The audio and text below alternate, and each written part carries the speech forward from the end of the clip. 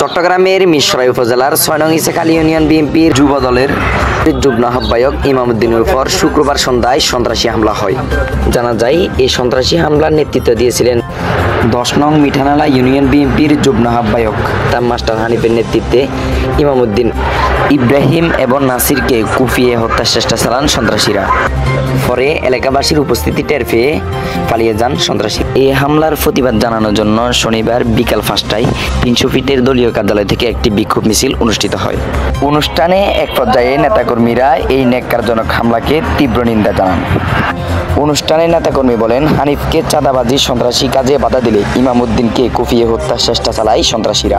তবে এই হামলার তীব্র নিন্দা জানান নেতাকর্মী এবং এলাকাবাসীরা।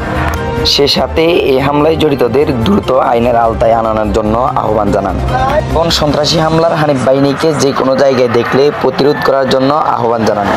মেম্বারের উপর যে অতর্কিত হামলা হয়েছে তার বিরুদ্ধে প্রতিবাদ করার জন্য আমরা সবাই এখানে একসাথ হয়েছি। আমি শুধু একটা কথা বলবো, সশরতের অস্তিত্বের লড়াইয়ে আমরা সবাই এক ও অভিন্ন, আমাদের মাঝে কোনো গ্রুপ নাই। আমরা ওর যেই আস্তানা ওগুলো আমরা সবাই মিলে একসাথে জ্বালিয়ে পুড়িয়ে শেষ করে দেব। হানিফ নামের কোনো সন্ত্রাস আমাদের এই শস্যরোধ শিল্পজল এলাকায় থাকতে পারবে না। তারপর আমি আর একটা কথা বলতে চাই, শস্যরোধ দিকে চোখ তুলে তাকাবে, আমরা সবাই মিলে একসাথে প্রতিহত করব এবং একসাথে ঝাঁপিয়ে পড়ব। এই শস্যরোধে কোনো সন্ত্রাসী চলবে না। মোহাম্মদ ইসরাফিল, সবার টিভি, মিরসরাই অর্থনৈতিক অঞ্চল।